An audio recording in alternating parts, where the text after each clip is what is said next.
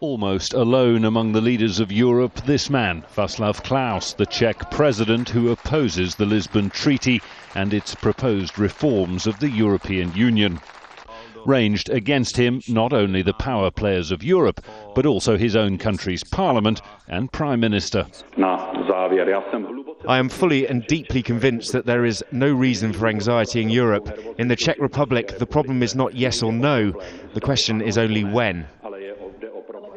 An aircraft malfunction meant Prime Minister Fischer couldn't participate in person at this EU press conference in Brussels.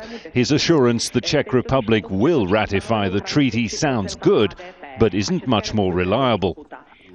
Fischer doesn't have much sway over President Klaus, and nor do EU officials. It's reported Klaus isn't even taking calls from the Swedish Prime Minister, who holds the current EU presidency.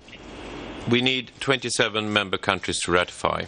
That means, at the end of the day, ink on the paper. I mean, they actually have to sign.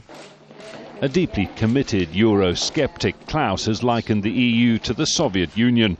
No wonder he's against the Lisbon Treaty that seeks to transfer more power to the centre in Brussels in order to make the bloc more efficient. He's always been against the treaty, he's always been against the European Union in its present manifestations, and he wants to do anything he can to postpone and ideally to prevent coming into force the Lisbon Treaty. I think he probably recognises that he will have to sign in due course.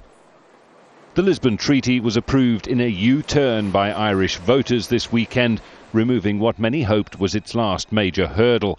Poland has promised to sign off on the treaty within days.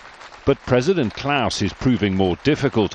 He says he's waiting for the outcome of a constitutional court challenge that could take weeks and may well fail. No one knows what he might do next. Jonah Hull, Al Jazeera.